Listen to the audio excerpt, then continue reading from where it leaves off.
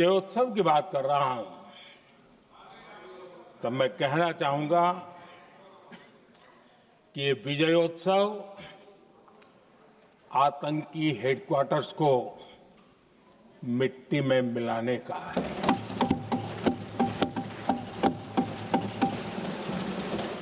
जब मैं विजयोत्सव कहता हूं तो ये विजयोत्सव सिंदूर की सौगंध पूरा करने का है।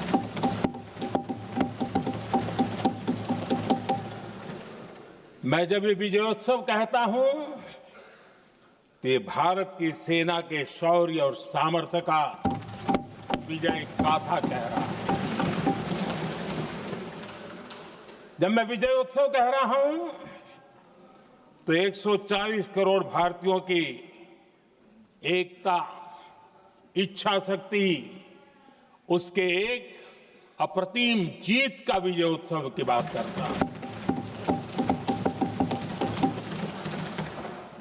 आदरणीय अध्यक्ष जी,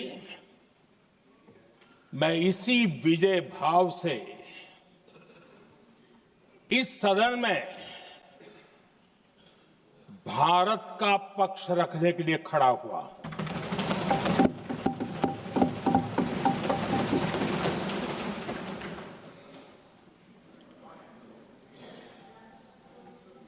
और जिन्हें भारत का पक्ष नहीं दिखता है उन्हें मैं आईना दिखाने के लिए खड़ा हुआ।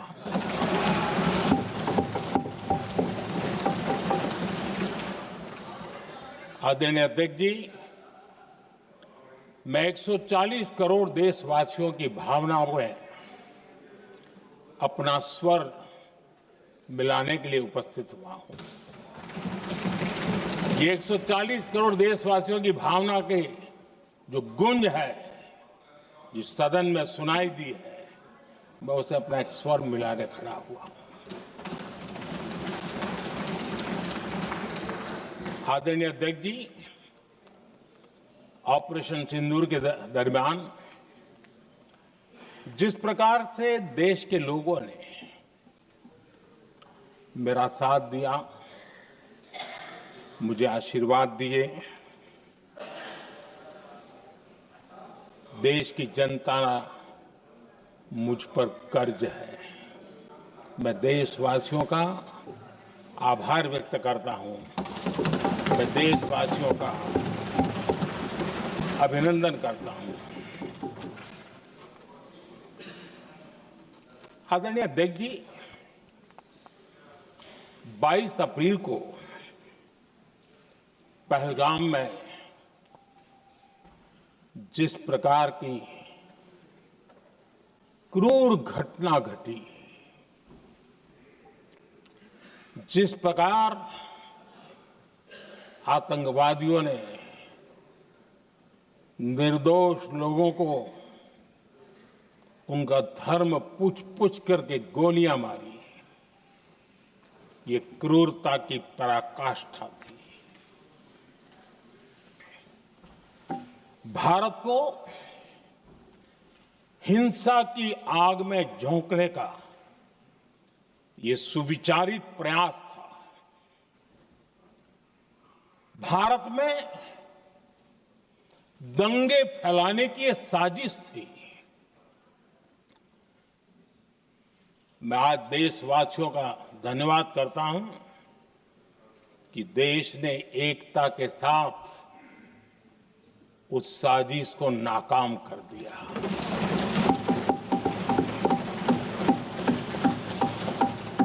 आदरणीय अध्यक्ष जी, 22 अप्रैल के बाद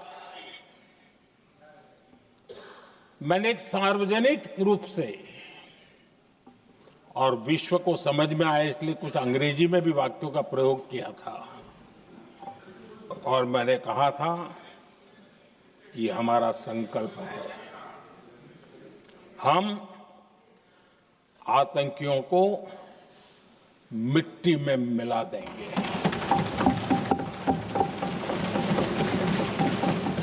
और मैंने सार्वजनिक रूप से कहा था,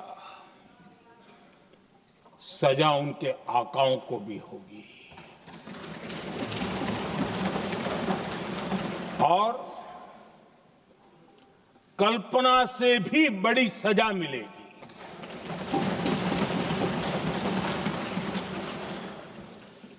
22 अप्रैल को मैं विदेश था।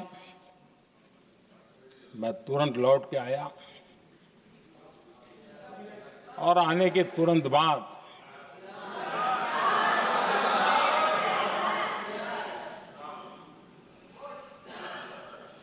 मैंने एक बैठक बुलाई और उस बैठक में हमने साफ साफ निर्देश दिए कि आतंकवाद को करारा जवाब देना होगा और ये हमारा राष्ट्रीय संकल्प है। आदरणीय अध्यक्ष जी, हमें हमारे सैन्य बलों की क्षमता पर पूरा विश्वास है,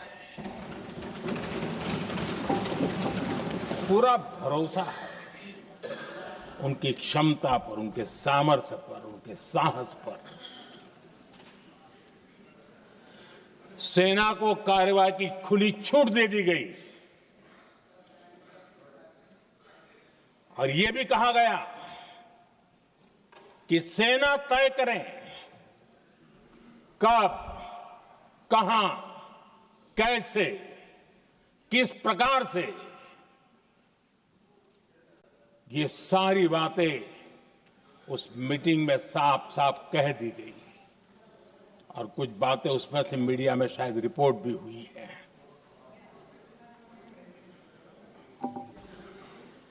हमें गर्व है आतंकियों को वो सजा दी और सजा ऐसी है कि आज भी आतंक के उन आकाओं की नींद उड़ी हुई है।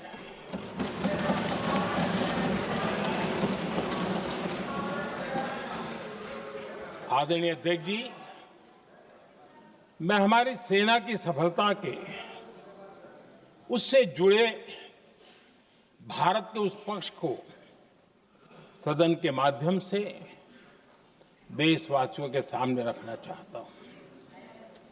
पहला पक्ष, पहलगाम हमले के बाद से ही पाकिस्तानी सेना को अंदाजा लग चुका था कि भारत कोई बड़ी कार्रवाई करेगा। उनके तरफ से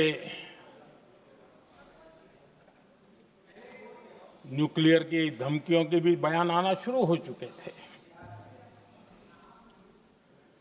भारत ने 6 मई रात और 7 मई सुबह जैसा तय किया था वैसी कार्रवाई की और पाकिस्तान कुछ नहीं कर पाया।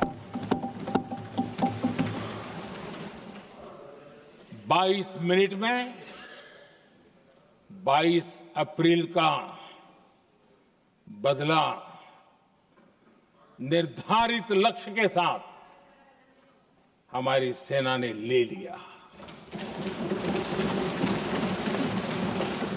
दूसरा पक्ष, आदरणीय अध्यक्ष जी, पाकिस्तान के साथ हमारी लड़ाई की तो कई बार हुई है, लेकिन ये पहली ऐसी भारत की रणनीति बनी कि जिसमें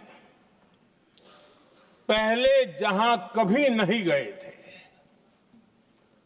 वहां हम पहुंचे। पाकिस्तान के कोने कोने में आतंकी अड्डों को धुआं धुआं कर दिया गया।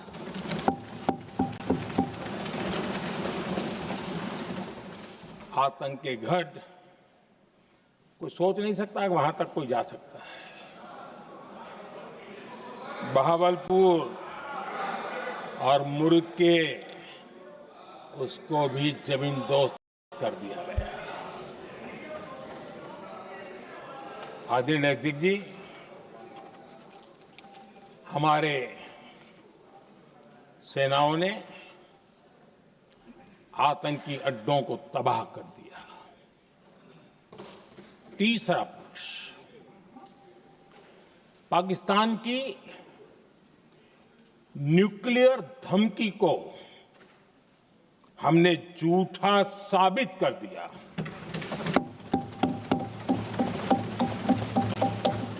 भारत ने सिद्ध कर दिया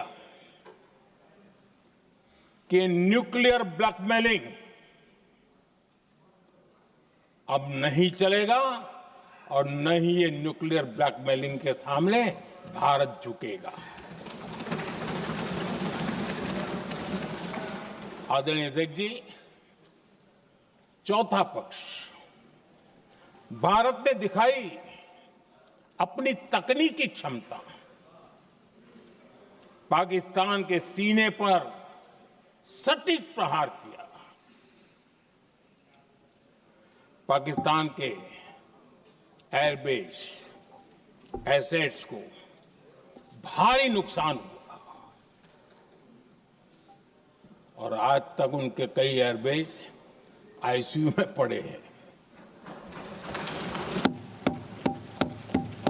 आज टेक्नोलॉजी आधारित युद्ध का युग है। ऑपरेशन सिंदूर इस महारत में भी सफल सिद्ध हुआ है।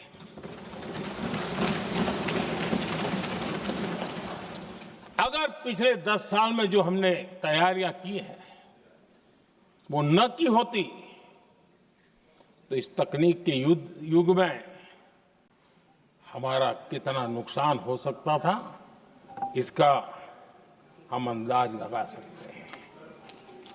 पांचवा पक्ष,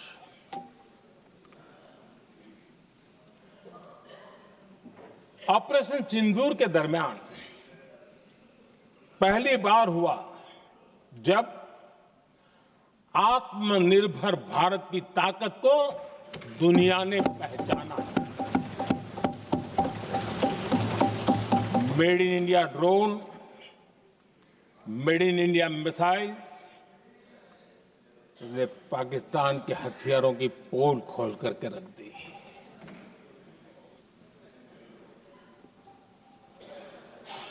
आदरणीय अध्यक्ष जी, और भी एक महत्वपूर्ण काम जो हुआ है, वैसे जब राजीव गांधी जी थे उस समय उनके जो एक डिफेंस का काम देखने वाले एमओएस थे, उन्होंने जब मैंने सीडीएस की घोषणा की तो वो बहुत प्रसन्न होकर के मुझे मिलने आए थे और बहुत बहुत प्रसन्न थे वो।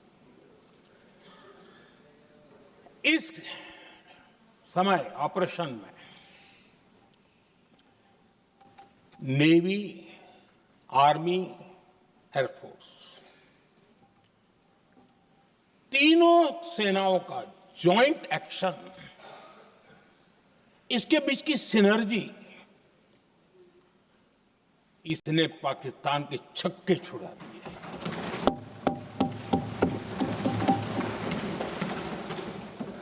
आदरणीय अध्यक्ष जी, आतंक की घटनाएं पहले भी देश में होती थी, लेकिन पहले आतंकवादियों के मास्टरमाइंड निश्चिंत होते थे और वो आगे की तैयारी में लगे रहते थे। उनको पता था कुछ नहीं होगा। लेकिन अब स्थिति बदल गई है। अब हमले के बाद मास्टरमाइंड को नींद नहीं आती। उनको पता है कि भारत आएगा और मार के जाएगा।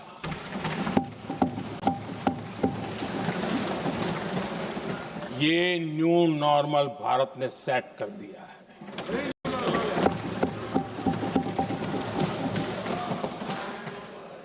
आदरणीय अध्यक्ष जी, दुनिया ने देख लिया कि हमारी कार्यवाही का दायरा कितना बड़ा, स्केल कितना बड़ा।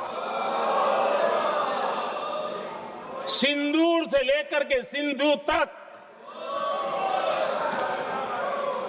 पाकिस्तान पर कार्रवाई की है। ऑपरेशन सिंदूर ने तय कर दिया कि भारत में आतंकी हमले की, उसके आकाओं को और पाकिस्तान को भारी कीमत चुकानी पड़ेगी। अब ऐसे ही नहीं जा सकते। आदरणीय अध्यक्ष जी, ऑपरेशन सिंदूर से स्पष्ट होता है कि भारत ने 3 सूत्र तय किए हैं।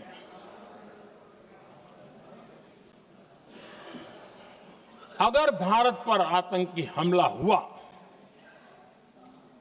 तो हम अपने तरीके से, अपनी शर्तों पर, अपने समय पर जवाब दे करके रहेंगे।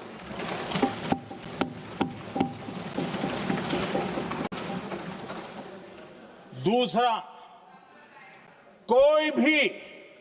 कोई भी न्यूक्लियर ब्लैकमेल अब नहीं चलेगा।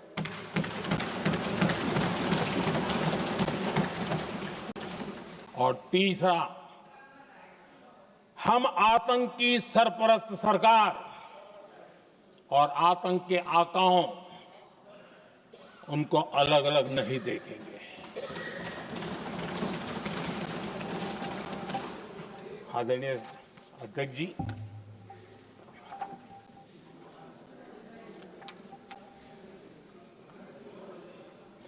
यहां पर विदेश नीति को लेकर के भी काफी बातें कही गई हैं।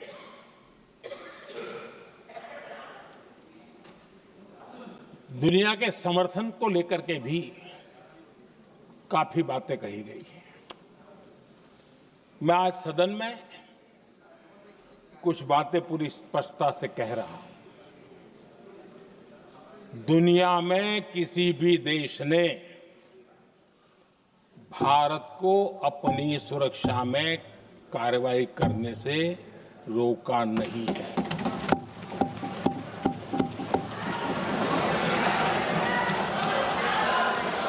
संयुक्त राष्ट्र 193 कंट्रीज,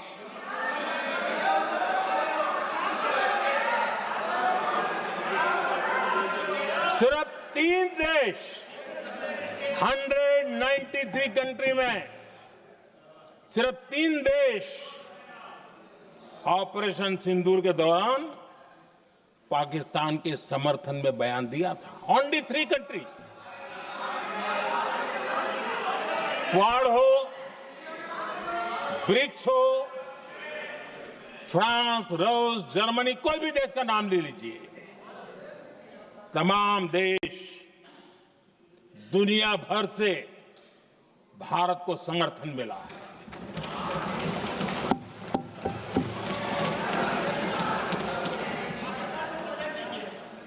आदरणीय अध्यक्ष जी, दुनिया का समर्थन तो मिला,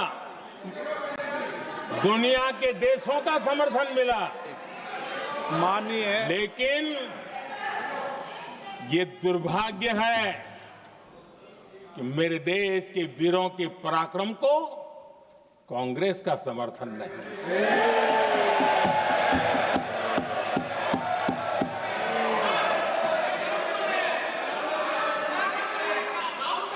22 अप्रैल के बाद, 22 अप्रैल के आतंकी हमले के बाद 3-4 दिन में ही ये उछल रहे थे और कहना शुरू कर दिया, कहां गई 56 इंच की छाती, कहां खो गया मोदी, मोदी तो फेल हो गया। क्या मजा ले रहे थे। उनको लगता लगता है वाह बाजी मार ली, उनको पहलगाम के निर्दोष लोगों की हत्या में भी वो अपनी राजनीति तराशते थे।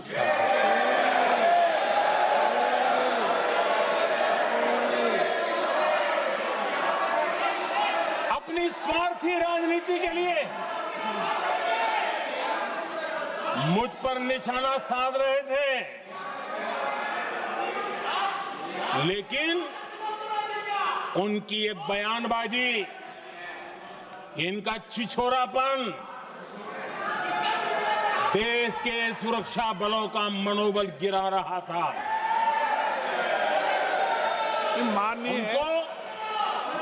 माननीय प्रतिपक्ष के नेता, एक मिनट, प्रतिपक्ष के नेता आपकी बात सबने ध्यान से सुनी।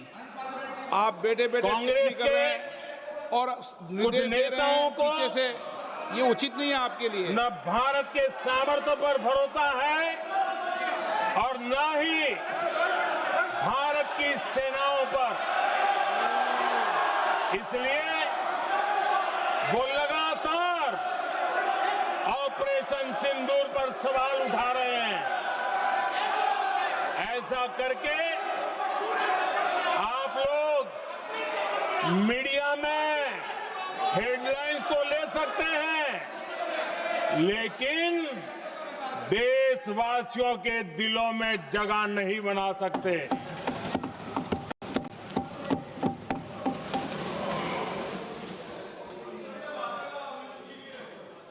आदरणीय सभापति जी, आदरणीय अध्यक्ष जी,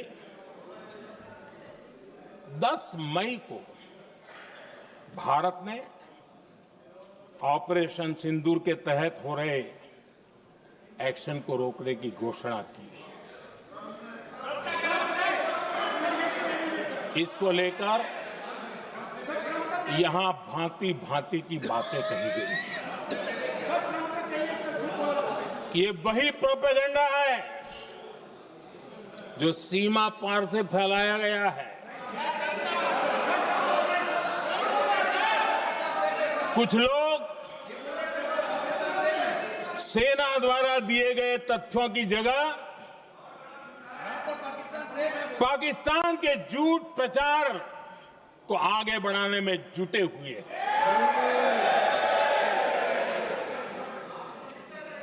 जबकि भारत का रुख हमेशा स्पष्ट रहा है। आदरणीय अध्यक्ष जी, कुछ चीजें मैं जरा स्मरण भी कराना चाहता हूं। जब सर्जिकल स्ट्राइक हुआ,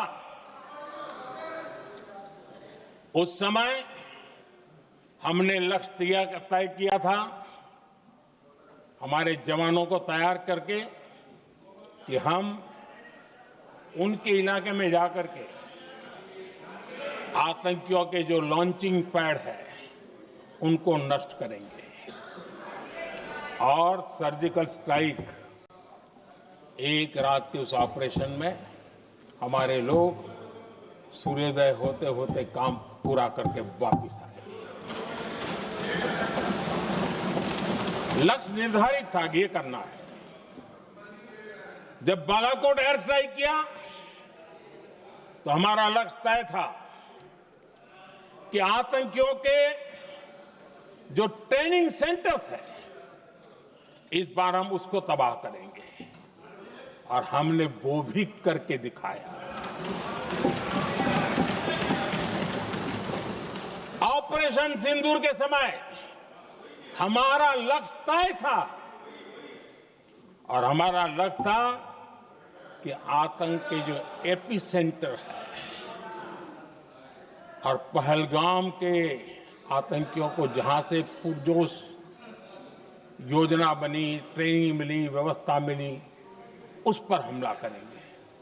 हमने उनके नाभि पर हमला कर दिया।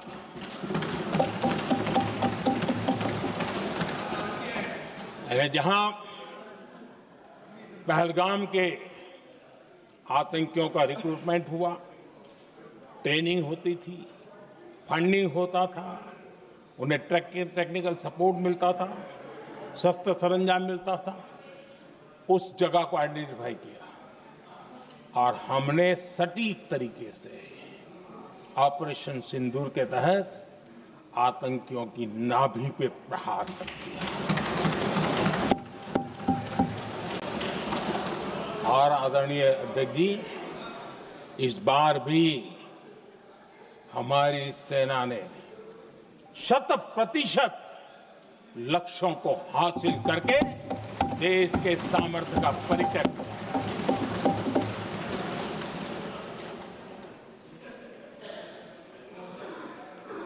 कुछ लोग जानबूझकर के कुछ चीजें भूलने में इंटरेस्टेड होते हैं।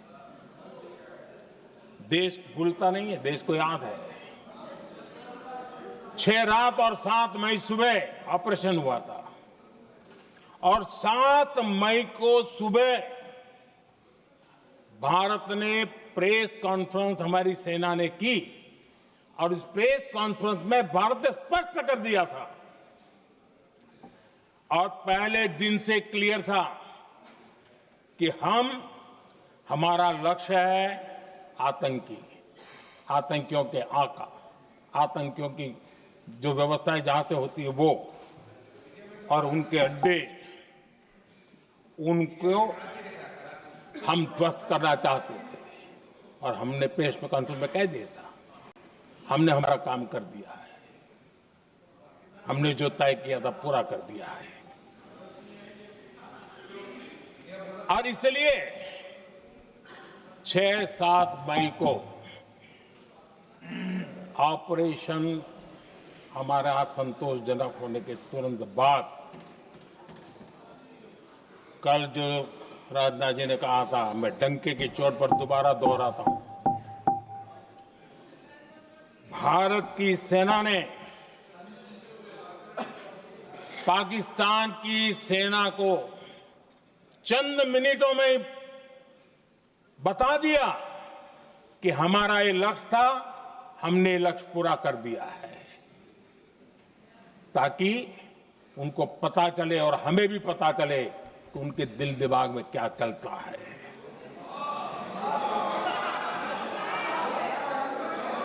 हमने अपना लक्ष्य 100% हासिल कर लिया था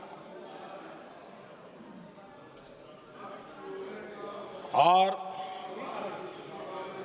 पाकिस्तान में समझदारी होती तो आतंकियों के साथ खुलेआम खड़े रहने की गलती न करता। उसने निर्लज्ज होकर के आतंकवादियों के साथ खड़े रहने का फैसला किया।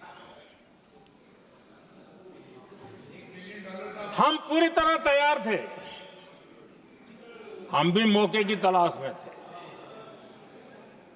लेकिन हमने दुनिया को बताया था कि हमारा लक्ष्य आतंकवाद है, आतंकवादी आका है, आतंकवादी ठिकाने हैं, वो हमने पूरा कर दिया। लेकिन जब पाकिस्तान ने आतंकियों की मदद में आने का फैसला किया और मैदान में उतरने की हरकत की, तो भारत की सेना ने सालों तक याद रह जाए ऐसा करारा जवाब दे करके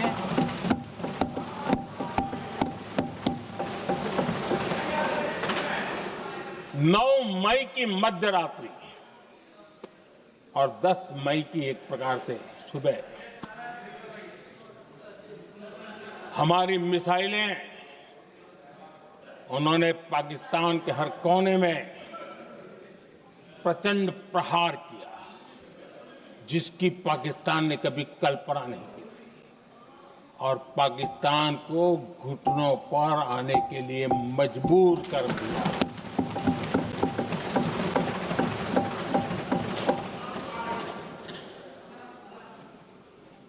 और आपने टीवी में भी देखा है, वहां से क्या बयान आते थे। पाकिस्तान के लोग, अरे मैं तो स्विमिंग पूल में नहा रहा था, कोई कह रहा था मैं तो दफ्तर जाने की तैयारी कर रहा था, हम कुछ सोचे इस पहले तो भारत ने तो हमला कर दिया। ये पाकिस्तान के लोगों के बयान है और देश ने देखे हैं। स्विमिंग पूल में नहा रहा था।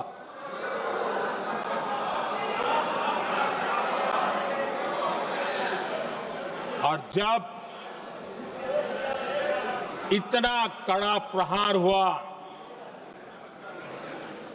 पाकिस्तान ने कभी सोचा तक नहीं था, तब जाकर के पाकिस्तान ने फोन करके डीजीएमओ के सामने फोन करके गुहार लगाई, बस करो, बहुत मारा, अब ज्यादा मार झेलने की ताकत नहीं है, प्लीज हमला रोक दो। ये पाकिस्तान के डीजीएमओ का फोन था। और भारत ने तो पहले दिन ही कह दिया था, 7 तारीख सुबह की प्रेस देख लीजिए, कि हमने हमारा लक्ष्य पूरा कर दिया है, अगर आप कुछ करोगे तो महंगा पड़ेगा। और आप धीरे ऐसे कैसे चलता है? प्लीज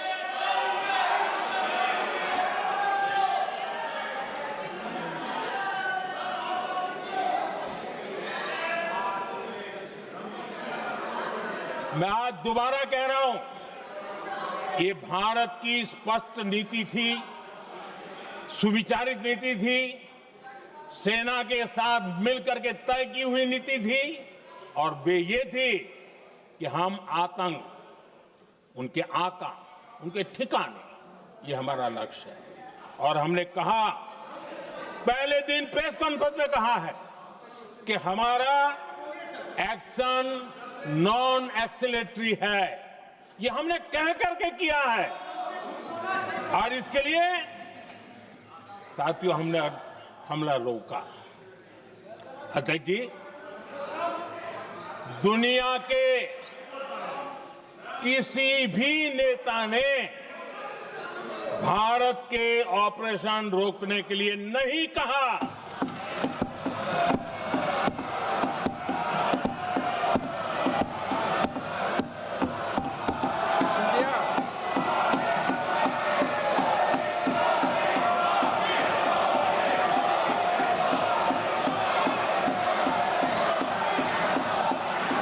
उसी दौरान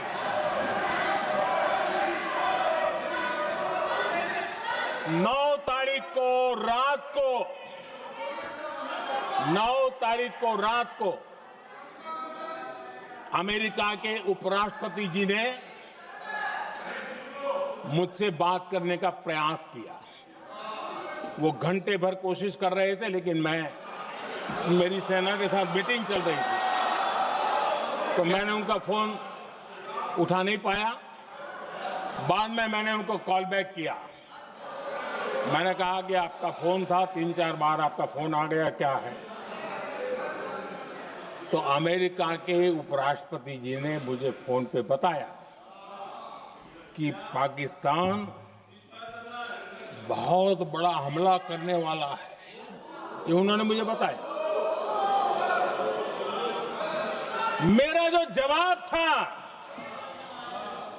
जिनको समझ नहीं आता है उनको तो नहीं आएगा,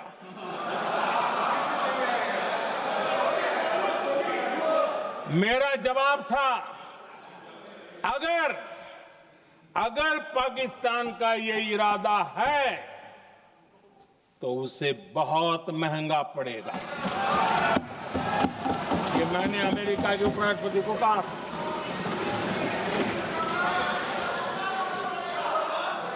अगर पाकिस्तान हमला करेगा तो हम बड़ा हमला कर करके जवाब देंगे, ये मेरा जवाब था। और आगे मेरा एक वाक्य था, मैंने कहा था, हम गोली का जवाब गोले से देंगे। ये 9 तारीख रात की बात है, और 9 रात में और 10 सुबह हमने पाकिस्तान को, सैन्य शक्ति को तहस नहस कर दिया था। और यही हमारा जवाब था, यही हमारा जज्बा था। और आज पाकिस्तान भी भली भांति जान गया है कि भारत का हर जवाब पहले से ज्यादा तगड़ा होता है।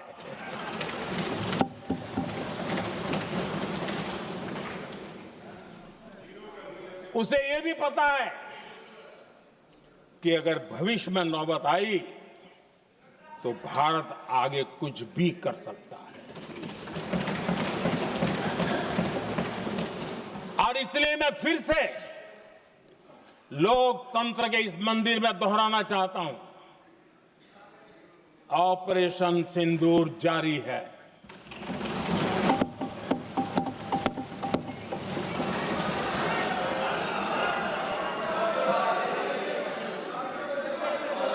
पाकिस्तान ने दुस्साहस की अगर कल्पना की तो उसे करारा जवाब दिया जाएगा।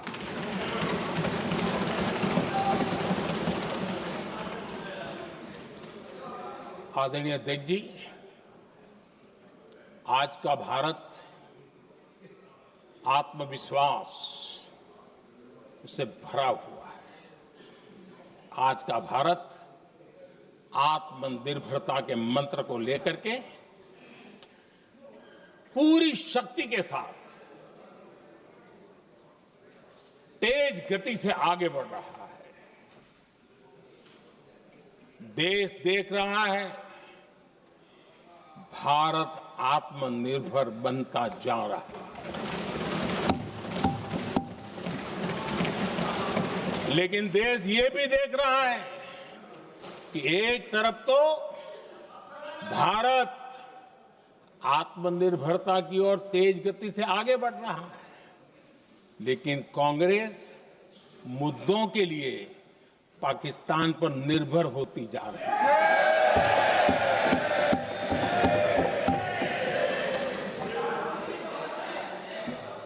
मैं आज पूरा दिन देख रहा था, जो 16 घंटे से जो चर्चा चल रही है, दुर्भाग्य से। प्लीज बैठिए, सब जवाब दे दिया आपका, आप सुनते नहीं, सबका जवाब दे दिया। प्लीज नो, दुर्भाग्य से सुनिए जवाब। कांग्रेस को पाकिस्तान के मुद्दे इंपोर्ट करने पड़ रहे हैं।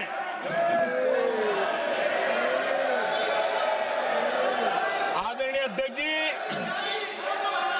आज के वॉरफेयर में इंफॉर्मेशन और नैरेटिव्स की प्लीज बैठिए। बहुत बड़ी भूमिका है।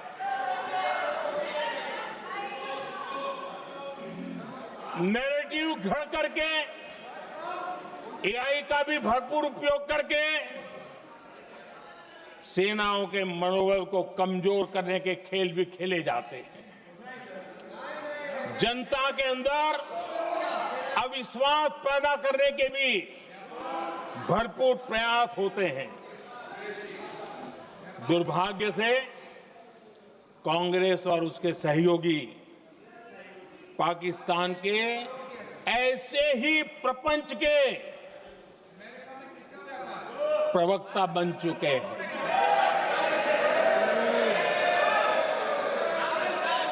आदरणीय अध्यक्ष जी, देश की सेना ने, आदरणीय अध्यक्ष जी, ये तरीका है देश आपका? की सेना ने, बैठिए बैठिए। देश की सेना ने सर्जिकल स्ट्राइक की। बैठिए।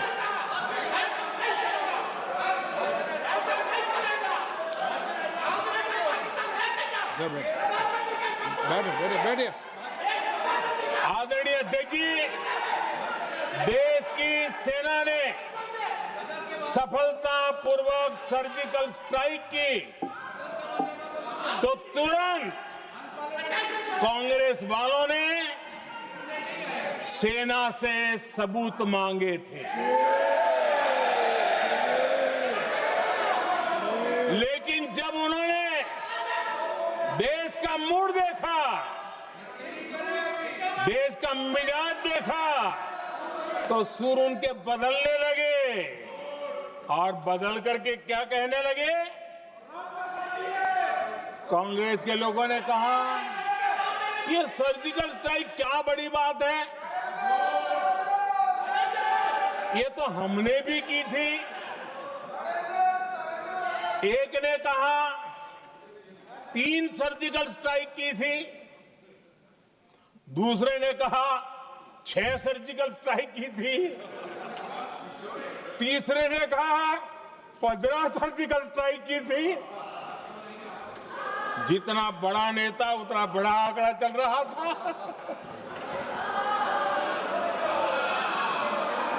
आदरणीय अध्यक्ष जी, इसके बाद बालाकोट में सेना ने एयर स्ट्राइक की। अब एयर स्ट्राइक तो ऐसी थी कि वो कुछ कह नहीं सकते थे, इसलिए ये तो नहीं कहा कि भाई हमने भी की थी। उसमें तो उन्होंने समझदारी दिखाई, लेकिन फोटो मांगने लगे। एयर स्ट्राइक हुई तो फोटो दिखाओ, क्या कहां गिरा, क्या तोड़ा, कितना तोड़ा, कितने मरे, बस यही पूछते रहे। पाकिस्तान भी यही पूछता था, ये भी यही पूछते थे। इतना ही नहीं, आदरणीय अध्यक्ष जी, जब पायलट अभिनंदन पकड़े गए तो पाकिस्तान में तो खुशी का माहौल होना स्वाभाविक था कि उनके हाथ में भारतीय सेना का एक पायलट उनके हाथ लगा था। लेकिन यहां पर भी कुछ लोग थे जो कानों कानों में कह रहे थे अब मोदी फंसा, अब अभिनंदन वहां आए, मोदी ला करके दिखा दे, अब देखते हैं मोदी क्या करता है। आज डंके की चोट पर अभिनंदन वापिस आए।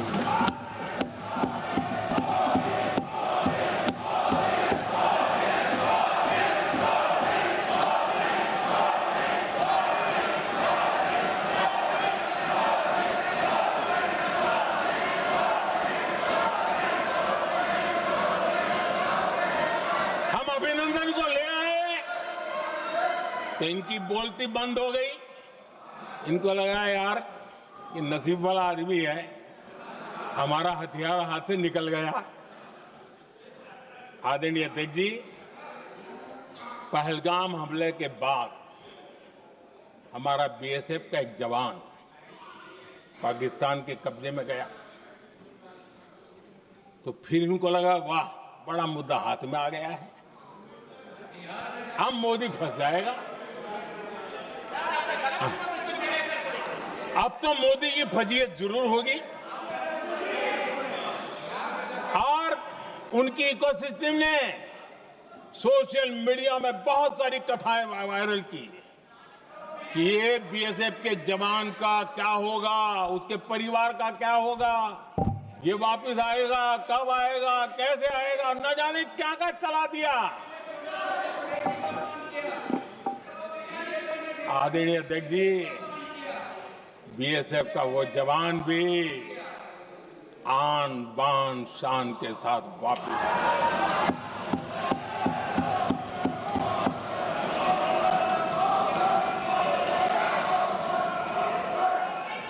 आतंकवादी रो रहे हैं, आतंकवादियों के आका रो रहे हैं और उनको रोते देखकर यहां भी कुछ लोग रो रहे हैं।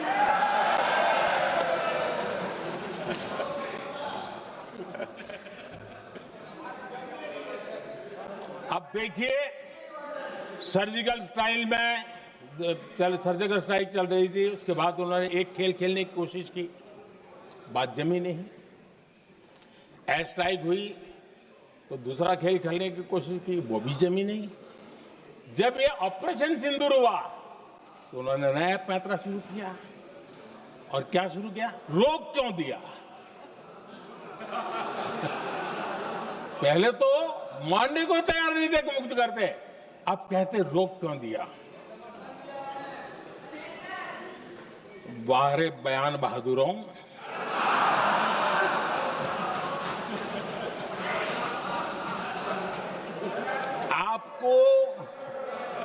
विरोध का कोई न कोई बहाना चाहिए और इसलिए सिर्फ मैं नहीं, पूरा देश आप पर हंस रहा है।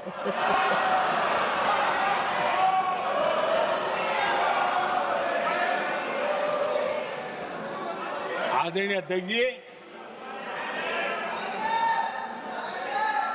सेना का विरोध, सेना के प्रति एक पता नहीं नेगेटिविटी, ये कांग्रेस का पुराना रवैया रहा है। देश ने अभी करगिल विजय दिवस मनाया, लेकिन देश पूरी तरह जानता है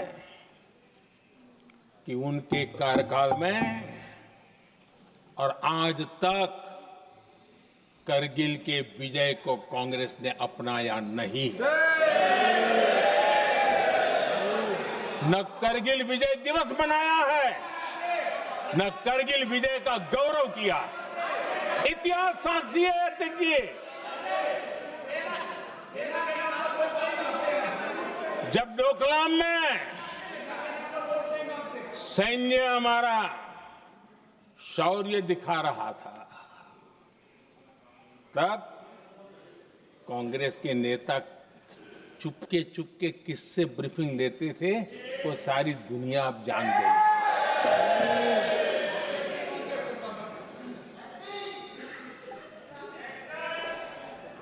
आप निकाल दीजिए पाकिस्तान के सारे बयान और यहां हमारा विरोध करने वाले लोगों के बयान, फुल स्टॉप कॉमा के साथ एक है।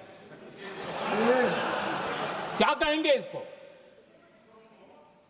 और बुरा लगता है सच बोलते हैं तो। पाकिस्तान के साथ सुर में सुर मिला दिया जाता है। आदरणीय अध्यक्ष जी, देश हैरान है, कांग्रेस ने पाकिस्तान को क्लीन चिट दे दी है।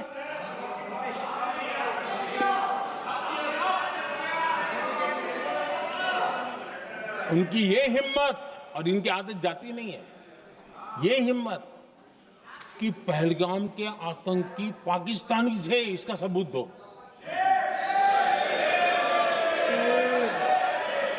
क्या कह रहे हो तुम लोग? तो कौन सा तरीका है?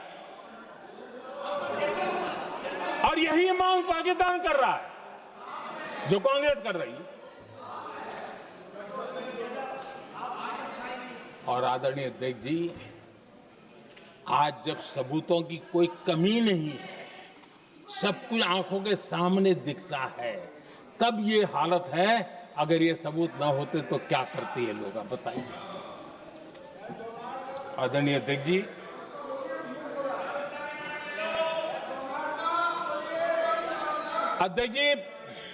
ऑपरेशन सिंदूर के एक पार्ट की तरफ तो चर्चा भी बहुत होती है, ध्यान भी जाता है, लेकिन देश के लिए कुछ गौरव की क्षणें होती हैं, ताकत की परिचय होता है, उसकी तरफ भी ध्यान जाना बहुत आकर्षित है। हमारे एयर डिफेंस सिस्टम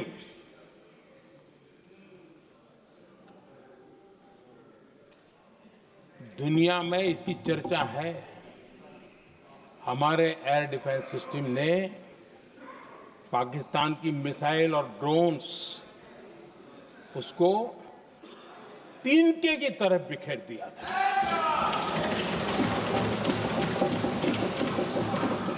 आदरणीय अध्यक्ष जी, मैं एक आंकड़ा आज बताना चाहता हूं,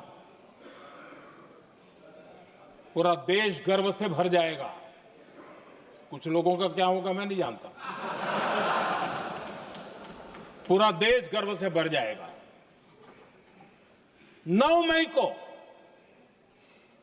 पाकिस्तान ने करीब 1000 मिसाइलों और आर्म्ड ड्रोन्स के भारत पर बहुत बड़ा हमला करने की कोशिश की। 1000 ये मिसाइलें भारत के किसी भी हिस्से पर गिरती तो वहां भयंकर तबाही मचती है। लेकिन 1000 मिसाइल्स और ड्रोन्स को भारत ने आसमान में ही चूर चूर कर दिया।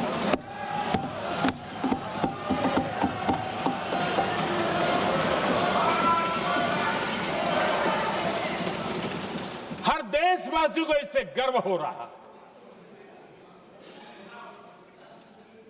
लेकिन जैसे कांग्रेस के लोग इंतजार कर रहे थे, कुछ तो गड़बड़ होगी यार, मोदी मरेगा, कहीं तो फंसेगा।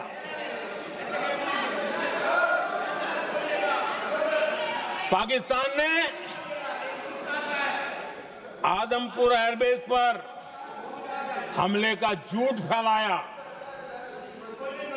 उस झूठ को बेचने की भरपूर कोशिश की, पूरी ताकत दी लगा दी।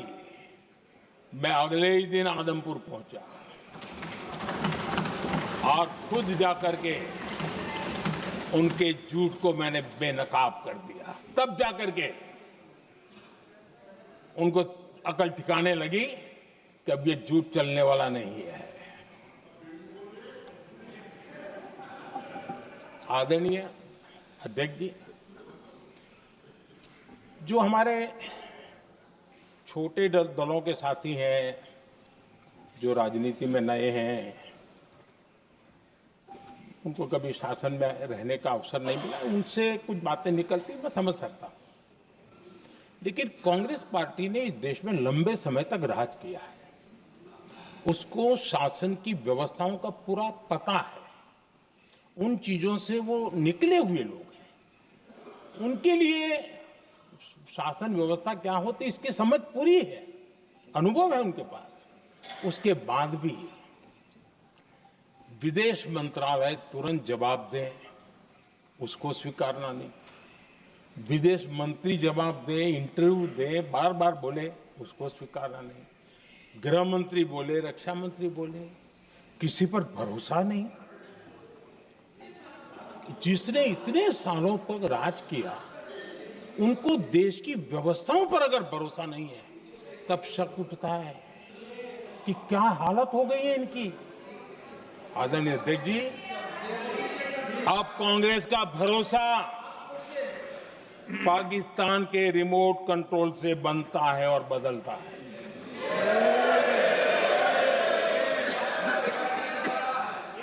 आदरणीय अध्यक्ष जी, एक बिल्कुल कांग्रेस के नए सदस्य, यानी उनको तो क्षमा करनी चाहिए, नए सदस्य को क्या कहेंगे, लेकिन कांग्रेस के आका जो उनको लिख करके देते हैं और उनसे बुलवाते हैं, खुद में हिम्मत नहीं है, उनसे बुलवाते हैं कि ऑपरेशन सिंदूर ये तो तमाशा था, ये आतंकवादियों ने जिन 26 लोगों को मौत के घाट उतारा था ना, उस भयंकर क्रूर घटना पर ये तेजाब छिड़कने वाला पाप है। तमाशा कहते हो? आपकी असहमति हो सकती है, और ये कांग्रेस के नेता बुलवाते हैं।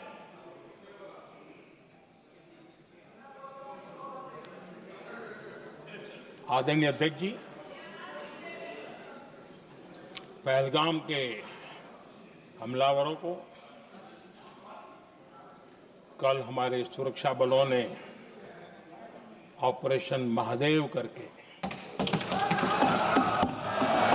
अपने अंजाम तक पहुंचाया।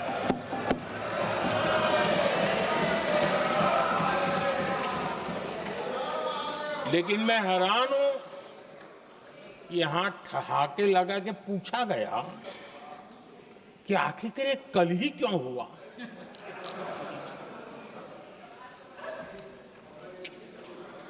अब ये क्या हो गया है, मुझे समझ नहीं आ रहा है।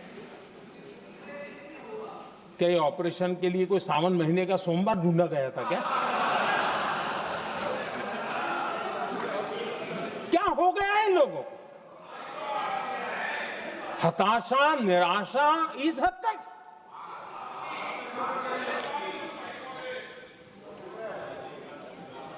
और देखिए मजा, पिछले कई सप्ताह से हाँ ऑपरेशन सिंदूर वगैरह तो ठीक है, पहलगाम के आतंकियों का क्या हुआ, पहलगाम के आतंकियों का अब हुआ तो कल क्यों हुआ?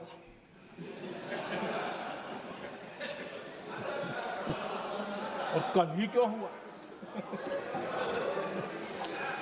क्या हाल है अध्यक्ष जी का। आदरणीय अध्यक्ष जी,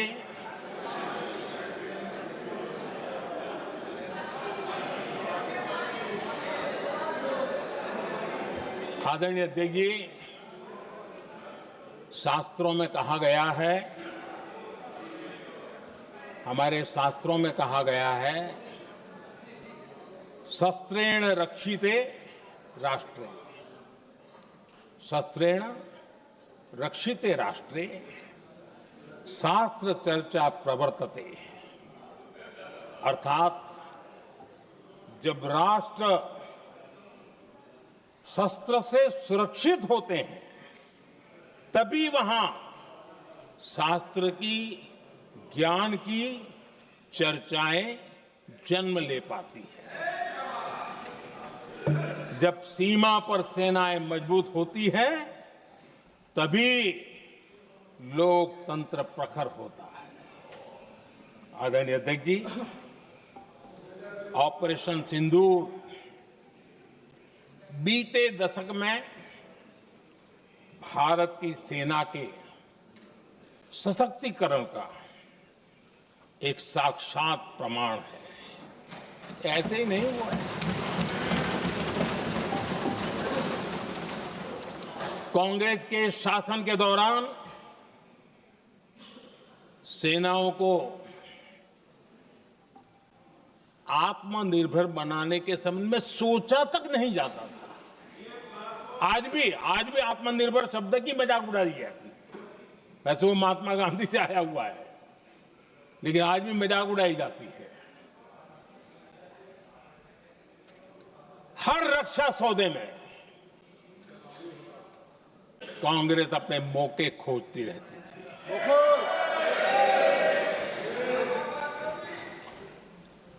छोटे छोटे हथियारों को लिए विदेशों पर निर्भरता, ये इनका कार्यकाल रहा है। Bullet proof jacket, night vision camera तक नहीं होते थे।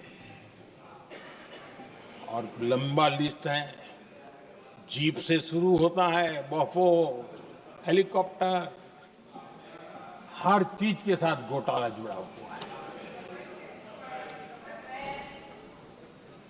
आदरणीय अध्यक्ष जी, हमारी सेनाओं को आधुनिक हथियारों के लिए दशकों तक इंतजार करना पड़ा। आजादी के पहले, और इतिहास गवाह, एक जमाना था जब डिफेंस मैन्युफैक्चरिंग में भारत का आवाज सुनाई देती थी। जिस समय तलवारों से लड़ा जाता था ना, तब भी तलवारें भारत की श्रेष्ठ मानी जाती थी। हम डिफेंस के इक्विपमेंट में आगे थे। लेकिन आजादी के बाद जो एक मजबूत डिफेंस इक्विपमेंट मैन्युफैक्चरिंग का हमारा दायरा था, जो हमारा पूरा इकोसिस्टम था, उसको सोच समझ करके तबाह कर दिया गया, उसको दुर्बल किया गया।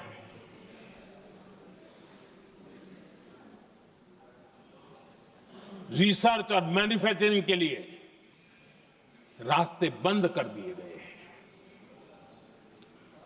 अगर इसी नीति पर हम चलते तो भारत इस 21वीं सदी में ऑपरेशन सिंदूर के संबंध में सोच भी नहीं सकता।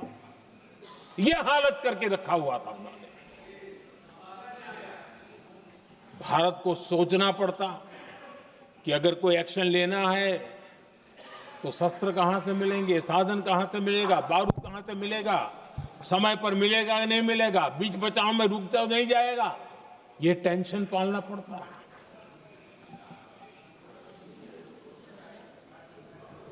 आदरणीय अध्यक्ष जी, बीते एक दशक में मेक इन इंडिया हथियार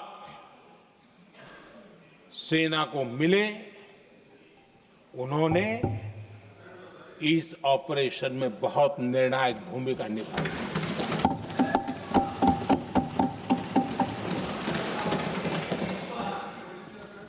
आदरणीय अध्यक्ष जी,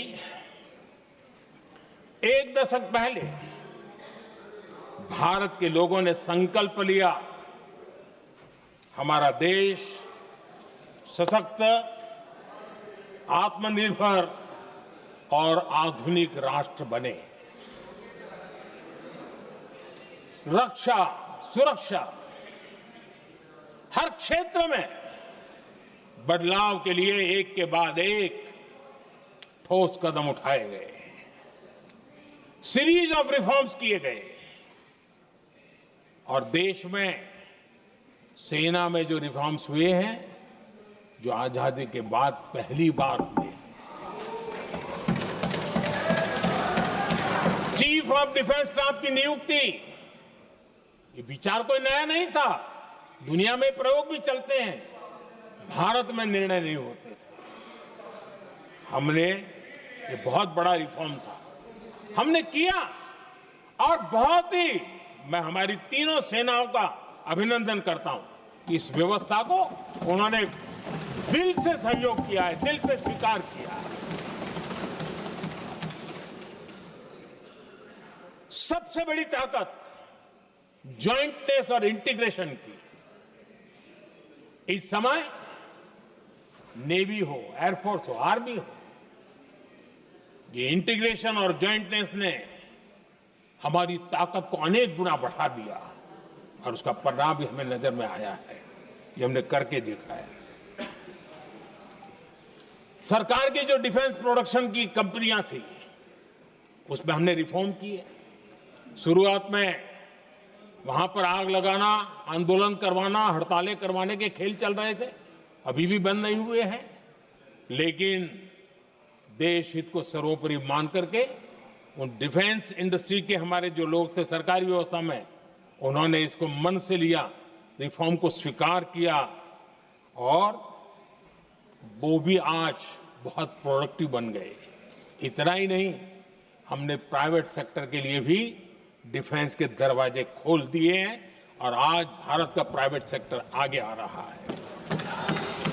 आज स्टार्टअप्स डिफेंस के क्षेत्र में हमारे 27-30 साल के नौजवान, टियर 2, टियर 3 सिटी के नौजवान, कई कुछ जगह तो बेटियां स्टार्टअप का नेतृत्व कर रही है। डिफेंस के सेक्टर में सैकड़ों की तादाद में आज स्टार्टअप काम कर रहे हैं।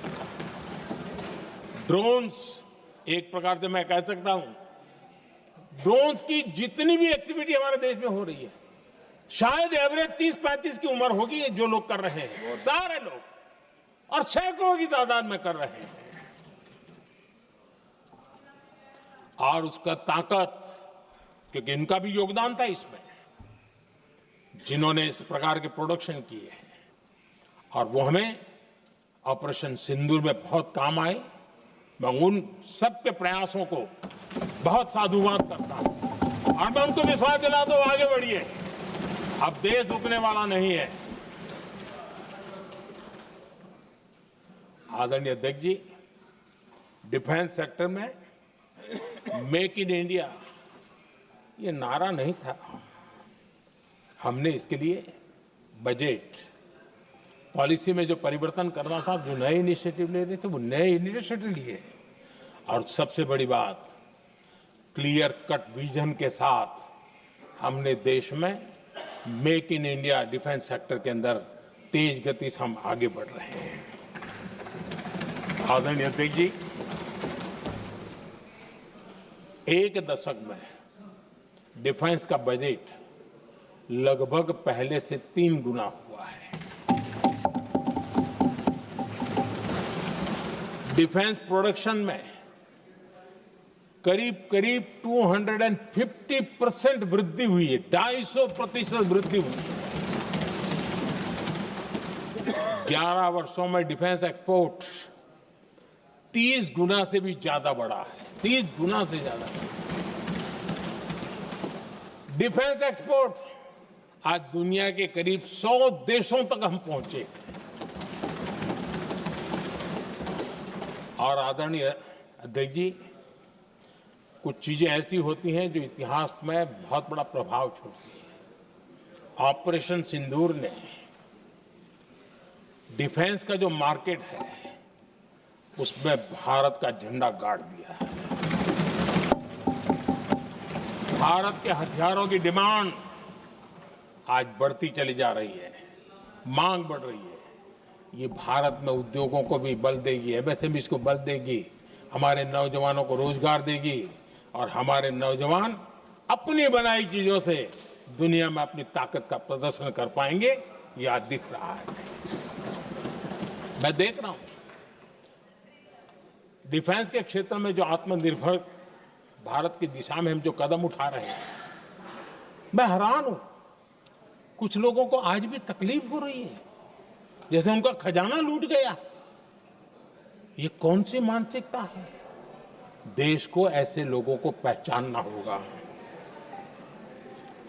आदरणीय अध्यक्ष जी, मैं स्पष्ट करना चाहता हूं, डिफेंस में भारत का आत्मनिर्भर होना ये आज की शस्त्रों की स्पर्धा में के काल में विश्व शांति के लिए भी जरूरी है।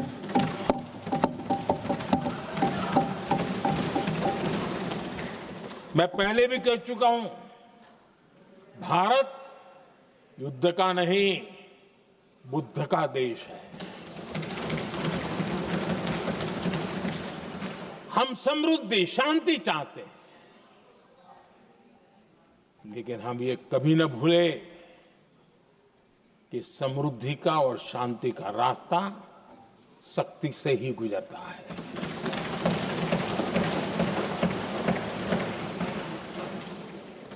आदरणीय अध्यक्ष जी, हमारा भारत छत्रपति शिवाजी महाराज, महाराजा रणजीत सिंह, राजेंद्र चोला, महाराणा प्रताप, लसित बोरफुकन और महाराजा सुहेलदेव का देश है।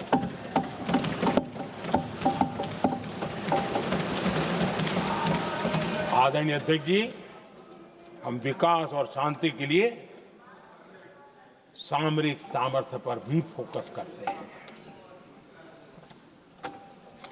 आदरणीय अध्यक्ष जी, कांग्रेस के पास नेशनल सिक्योरिटी का विजन न पहले था और आज तो सवाल ही नहीं उठता है।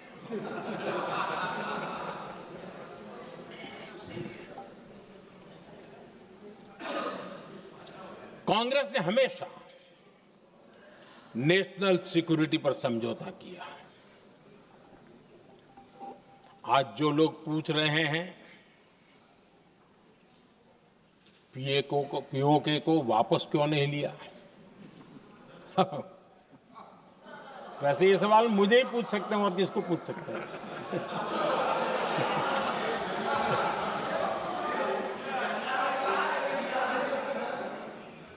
लेकिन इसके पहले जवाब देना होगा पूछने वालों को।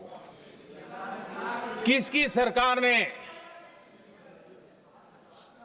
पीओके पर पाकिस्तान को कब्जा करने का अवसर दिया? जवाब साफ है, जवाब साफ है। जब भी मैं नेहरू जी की चर्चा करता हूं तो कांग्रेस और उसका पूरा इकोसिस्टम बिलबिला जाता है, पता नहीं क्या है। आदरणीय अध्यक्ष जी, हम एक शेर सुना करते थे, मुझे ज्यादा इसका ज्ञान तो नहीं है लेकिन सुनते थे। लम्हों ने खता की और सदियों ने सजा पाई। आजादी के बाद से ही जो फैसले लिए गए उनकी सजा आज तक देश भुगत रहा है।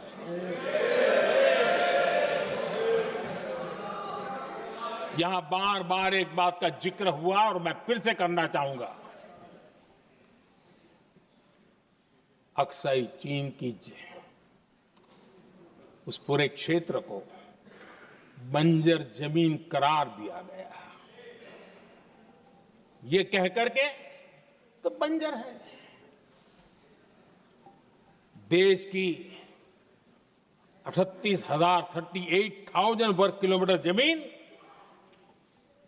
हमें खोनी पड़ी।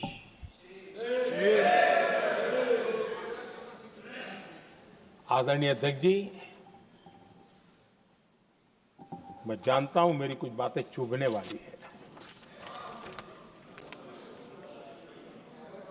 1962 और 1963 के बीच कांग्रेस के नेता जम्मू कश्मीर के पूंछ, उरी, नीलम वैली और किशनगंगा को छोड़ देने का प्रस्ताव रख रहे थे। भारत की भूमि, आदरणीय अध्यक्ष जी, और वो भी लाइन ऑफ पीस के नाम पर किया जा रहा था। 1966 रण ऑफ कच्छ पर इन्हीं लोगों ने मध्यस्थता स्वीकार की। ये था उनका राष्ट्रीय सुरक्षा का विजन। एक बार फिर उन्होंने भारत का करीब 800 वर्ग किलोमीटर क्षेत्र पाकिस्तान को सौंप दिया, जिसमें छड़बेट भी शामिल है, कि कहीं उसको छड़ाबेट भी कहते हैं।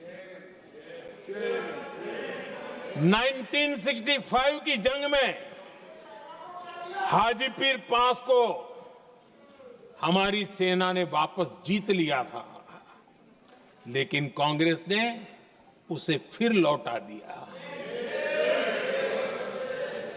1971 पाकिस्तान के 93,000 फौजी हमारे पास बंदी थे। पाकिस्तान का हजारों वर्ग किलोमीटर एरिया हमारी सेना ने कब्जा किया था। हम बहुत कुछ कर सकते थे, विजय की स्थिति में थे। उस दौरान अगर थोड़ी सा विजन होता, थोड़ी सी समझ होती, तो पीओके वापस लेने का निर्णय हो सकता। वो मौका था, वो मौका भी छोड़ दिया गया। अरे इतना ही नहीं, इतना सारा जब सामने टेबल पर था, अरे कम से कम करतारपुर साहब को तो ले सकते थे, वो ही नहीं कर पाया। 1974 श्रीलंका को कच्चथीवू द्वीप को गिफ्ट कर दिया गया। आज तक हमारे मछुआरे भाई बहनों को इससे परेशानी होती है, उनकी जान पर आफत आती है। क्या गुनाह था तमिलनाडु के मेरे फिशरमैन भाई बहनों का, कि आपने उनका हक छीन लिया और दूसरों को गिफ्ट कर दिया? कांग्रेस का दशकों से इरादा लेकर चल रही थी कि सियाचिन से सेना हटा दी जाए। आदरणीय अध्यक्ष जी, 2014 में देश ने इनको मौका नहीं दिया, वरना आज सियाचिन भी हमारे पास नहीं होता।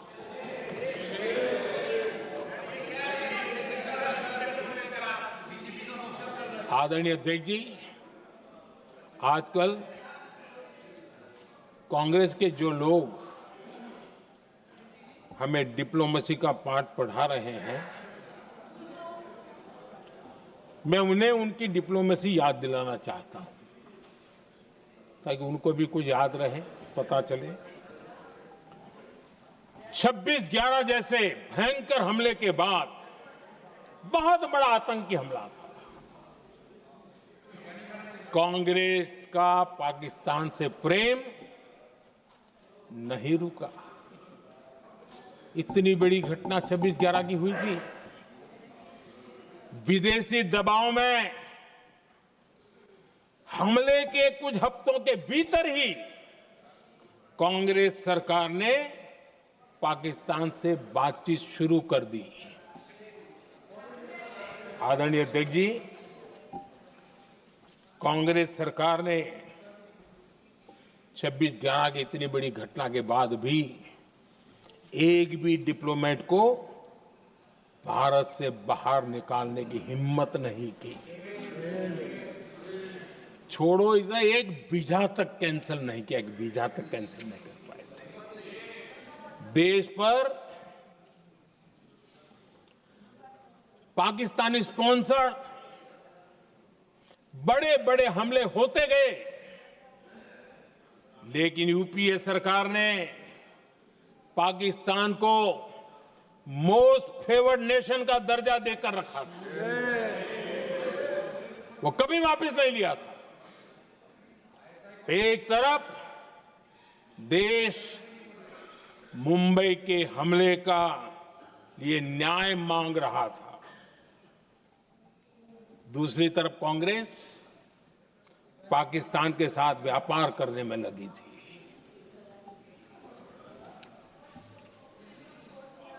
पाकिस्तान वहां से खून की होली खेलने वाले आतंकियों को भेजते रहे और कांग्रेस यहां अमन की आश के मुशायरे किया करती थी। मुशायरे होते थे। हमने आतंकवाद और अमन की आस का ये वन वे ट्रैफिक बंद कर दिया।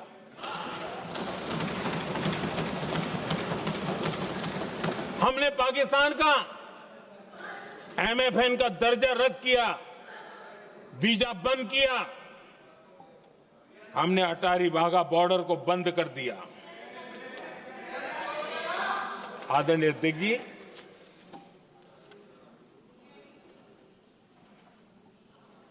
भारत के हितों को गिरवी रख देना ये कांग्रेस की पार्टी की पुरानी आदत है। इसका सबसे बड़ा उदाहरण सिंधु जल समझौता है। सिंधु जल समझौता किसने किया? नेहरू जी ने किया। और मामला किससे जुड़ा था? भारत से निकलने वाली नदियां, हमारे यहां से निकली हुई नदियां, उसका वो पानी था। और वो नदियां हजारों साल से भारत की सांस्कृतिक विरासत रही है, भारत की चैतन्य शक्ति रही है। भारत को सुजलाम सुफलाम बनाने में उन नदियों का बहुत बड़ा योगदान रहा है। सिंधु नदी जो सदियों से भारत की पहचान हुआ करती थी, उसी से भारत जाना जाता था। लेकिन नेहरू जी और कांग्रेस ने सिंधु और झेलम जैसी नदियों पर विवाद के लिए पंचायत किसको दी? वर्ल्ड बैंक को दी। वर्ल्ड बैंक फैसला करे क्या कर रहा है। नदी हमारी, पानी हमारा।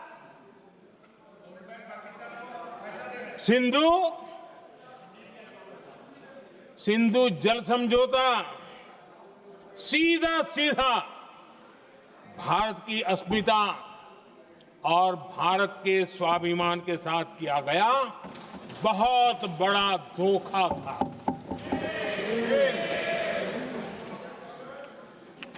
आदरणीय अध्यक्ष जी, आज के देश के युवा ये बात सुनते होंगे तो उनको भी आश्चर्य होगा कि ऐसे लोग थे हमारे देश का काम करते थे। नेहरू जी ने इस ट्रीटी करी और क्या किया, ये जो पानी था, जो नदियां थी, जो भारत से निकल रही थी, उन्होंने 80% पानी पाकिस्तान को देने के लिए वो राजी हो गए। और इतना बड़ा हिंदुस्तान, उसको सिर्फ 20% पानी। कोई मुझे समझाए भाई ये कौन सी बुद्धिमानी थी, कौन सा देश हित था, कौन सी डिप्लोमेसी थी, क्या हालत करके बना के रखा था आप लोगों ने। इतनी बड़ी आबादी वाला हमारा देश, हमारे यहां से निकलती हुई ये नदियां, और सिर्फ 20% पानी, और 80% पानी उन्होंने उसको दिया जो देश खुलेआम भारत को अपना दुश्मन करार कर देता रहा है, दुश्मन कहता रहा। और ये पानी पर किसका हक था? हमारे देश के किसानों का, हमारे देश के नागरिकों का। हमारा पंजाब, हमारा जम्मू कश्मीर देश के एक बहुत बड़े हिस्से को इन्होंने पानी के संकट में धकेल दिया, इस एक कारण से। और राज्यों के भीतर भी पानी को लेकर के आपस में संघर्ष पैदा हुए, प्रतिस्पर्धा पैदा हुई, और उनका जिस पर हक था उस पर पाकिस्तान मौज करता रहा। और ये दुनिया में अपनी डिप्लोमेसी के पाठ पढ़ाते रहते हैं। आदरणीय अध्यक्ष जी, अगर ये ट्रीटी न होती तो पश्चिमी नदियों पर कई बड़ी परियोजनाएं बनती। पंजाब, हरियाणा, राजस्थान और दिल्ली, वहां के किसानों को भरपूर पानी मिलता, पीने के पानी की कोई समस्या नहीं रहती। औद्योगिक प्रगति के लिए भारत बिजली बना पाता। इतना ही नहीं, नेहरू जी ने इसके उपरांत करोड़ों रुपए भी दिए ताकि पाकिस्तान नहर बना सके।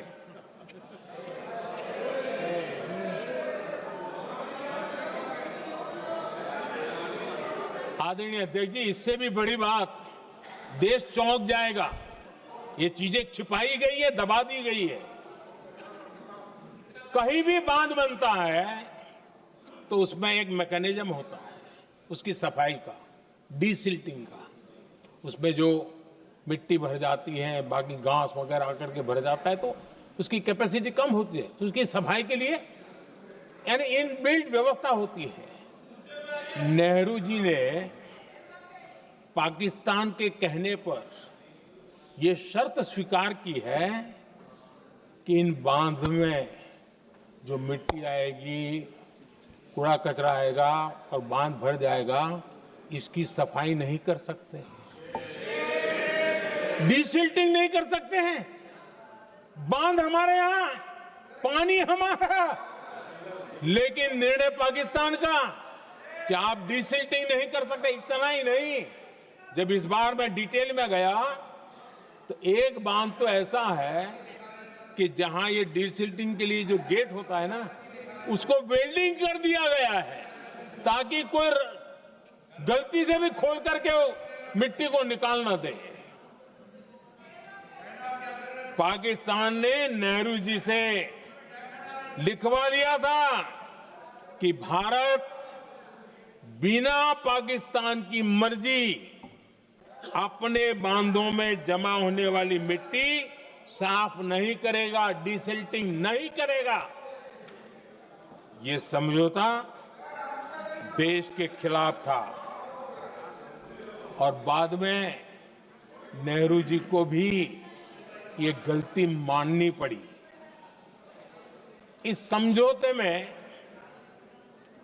निरंजन दास गुलाटी करके एक सज्जन उसमें जुड़े हुए थे। उन्होंने एक किताब लिखी है।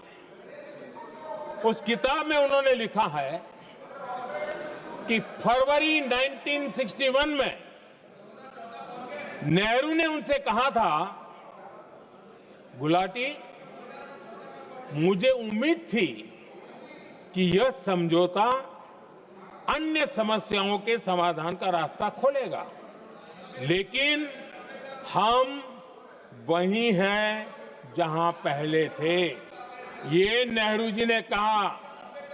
नेहरू जी केवल तत्कालिक प्रभाव देख पा रहे थे, इसलिए उन्होंने कहा कि हम वहीं के वहीं हैं। लेकिन सच्चाई ये कि इस एग्रीमेंट के कारण देश बहुत पिछड़ गया, देश बहुत पीछे चल गया और देश का बहुत नुकसान हुआ। हमारे किसानों को नुकसान हुआ, हमारी खेती को नुकसान हुआ। और नेहरू जी उस डिप्लोमेसी को जानते थे जिसमें किसान का कोई वजूद ही नहीं था। यह हाल करके रखा था उन्होंने। आदरणीय अध्यक्ष जी, पाकिस्तान आगे दशकों तक भारत के साथ युद्ध और छद्म युद्ध, प्रॉक्सी वॉर करता ही रहा। लेकिन कांग्रेस की सरकारों ने बाद में भी सिंधु जल समझौते की तरफ देखा तक नहीं, नेहरू जी की गलती को सुधारा तक नहीं। आदरणीय अध्यक्ष जी, लेकिन अब भारत ने पुरानी गलती को सुधारा है, ठोस निर्णय लिया है। भारत ने नेहरू जी द्वारा किए गई बहुत बड़ी ब्लंडर, सिंधु जल समझौते को देश हित में, किसानों के हित में एबेंस में रख दिया है। देश का अहित करने वाला ये समझौता अब इस रूप में आगे नहीं चल सकता। भारत ने तय कर दिया है, खून और पानी साथ साथ नहीं बह सकते।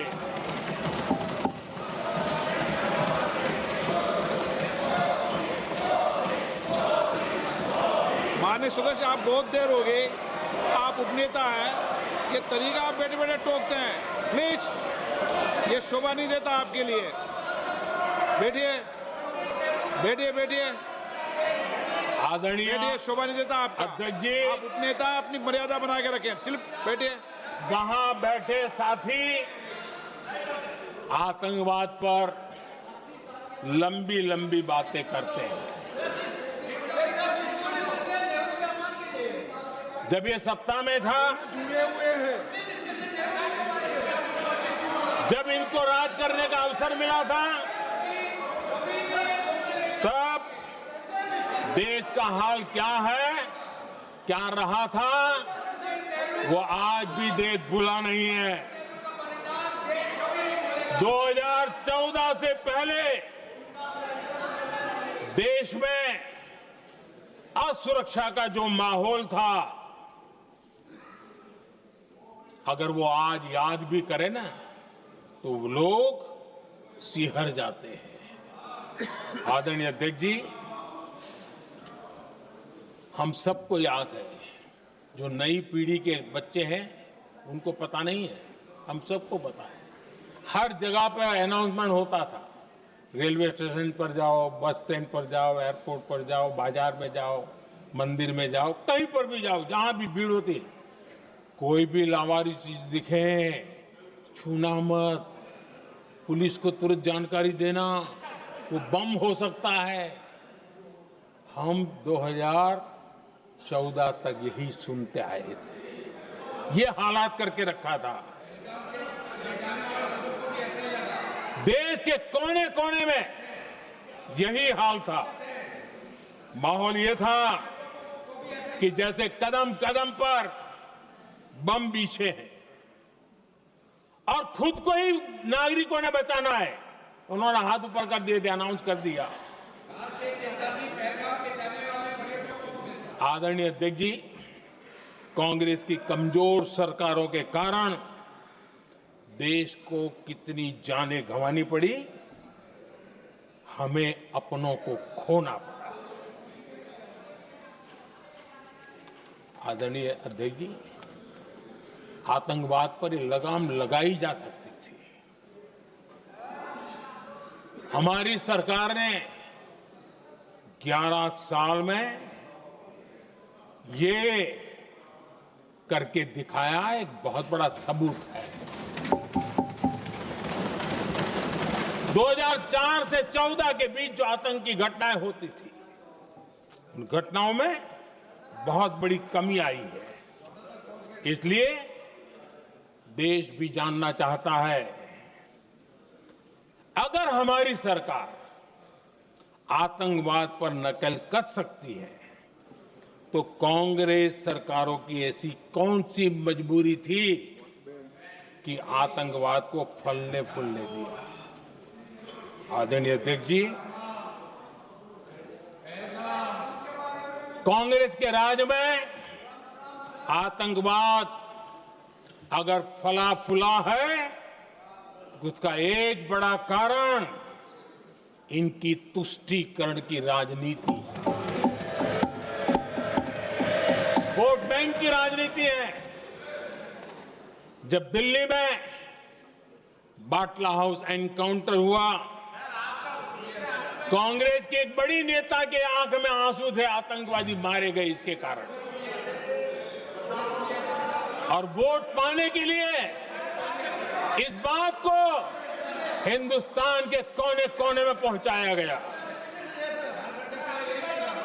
आदरणीय अध्यक्ष जी, 2001 में देश की संसद पर हमला हुआ था। तब कांग्रेस के एक बड़े नेता ने अफजल गुरु को बेनिफिट ऑफ डाउट देने की बात कही थी। आदरणीय अध्यक्ष जी, मुंबई में 26/11 का इतना बड़ा आतंकी हमला हुआ, एक पाकिस्तानी आतंकी जिंदा पकड़ा गया। पाकिस्तान की मीडिया ने, दुनिया ने यह स्वीकार किया कि पाकिस्तानी है, लेकिन यहां कांग्रेस पार्टी इतना बड़ा पाकिस्तान का पाप, इतना बड़ा पाकिस्तानी आतंकी हमला, और ये क्या खेल खेल रहे थे? वोट बैंक की राजनीति के लिए क्या कर रहे थे? कांग्रेस पार्टी इसको भगवा आतंक सिद्ध करने में जुटी हुई है।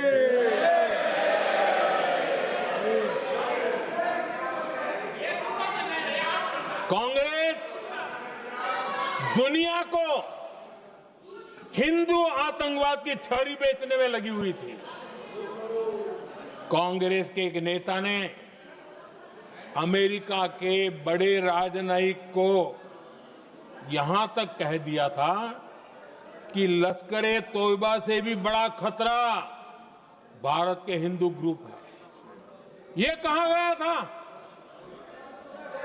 तुष्टीकरण के लिए कांग्रेस ने जम्मू कश्मीर में भारत का संविधान, बाबा साहब अंबेडकर का संविधान, उसे जम्मू कश्मीर में पैर नहीं रखने दिए। इन्होंने घुसने नहीं दिया, उसे बाहर रखा। तुष्टीकरण और वोट बैंक की राजनीति के लिए कांग्रेस हमेशा देश की सुरक्षा को बलि चढ़ाती रही। आदरणीय अध्यक्ष जी, तुष्टीकरण के लिए ही कांग्रेस ने आतंकवाद से जुड़े कानूनों को कमजोर किया। गृहमंत्री जी ने आज विस्तार से सदन में कहा है, इसलिए मैं इसको रिपीट करना नहीं चाहता। आदरणीय अध्यक्ष जी, मैंने इस सत्र की शुरुआत में आग्रह किया था, मैंने कहा था कि दल हित में हमारे मत मिले न मिले, दल हित में हमारे मत मिले न मिले, देश हित में हमारे मन जरूर मिलने चाहिए। पहलगाम की विभीषिका ने हमें गहरे घाव दिए हैं, उसने देश को झकझोर दिया है।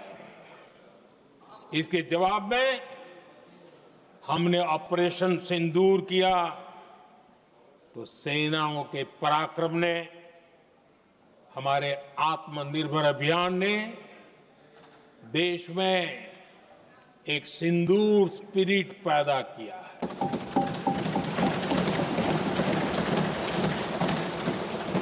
ये सिंदूर स्पिरिट हमने तब भी देखी जब दुनिया भर में हमारे प्रतिनिधि मंडल भारत की बात बताने गए।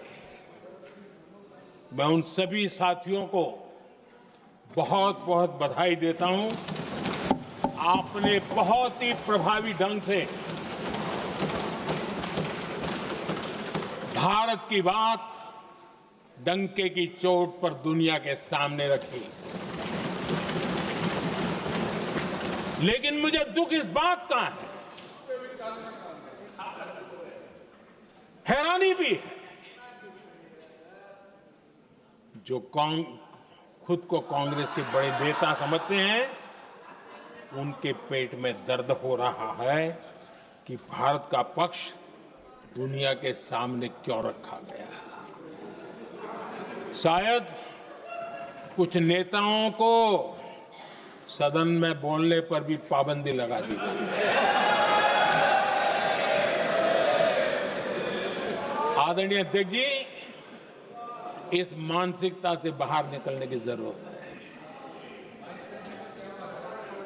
कुछ पंक्तियां मेरे मन में आती हैं, मैं अपने भाव व्यक्त करना चाहता हूं। आदरणीय अध्यक्ष जी, करो चर्चा और इतनी करो, करो चर्चा और इतनी करो कि दुश्मन दहशत से दहल उठे, दुश्मन दहशत से दहल उठे। रहे ध्यान बस इतना ही, रहे ध्यान बस इतना ही, मान सिंदूर और सेना का प्रश्नों में भी अटल रहे। हमला मां भारती पर हुआ अगर, तो प्रचंड प्रहार करना होगा। दुश्मन जहां भी बैठा हो, हमें भारत के लिए ही जीना होगा। मेरा कांग्रेस के साथियों से आग्रह है कि एक परिवार के दबाव में पाकिस्तान को क्लीन चिट देना बंद कर दें। जो देश की विजय की क्षण है, कांग्रेस उसे देश के उपहास का क्षण न बनाए। कांग्रेस अपनी गलती सुधारें। मैं आज सदन में फिर स्पष्ट करना चाहता हूं, अब भारत आतंकी नर्सरी में ही आतंकियों को मिट्टी में मिलाएगा।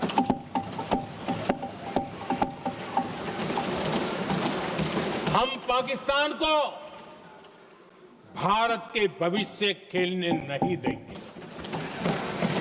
और इसलिए ऑपरेशन सिंदूर खत्म नहीं हुआ है, ऑपरेशन सिंदूर जारी है। और ये पाकिस्तान के लिए भी नोटिस है। वो जब तक भारत के खिलाफ आतंक का रास्ता रोकेगा नहीं, तब तक भारत एक्शन लेता रहेगा।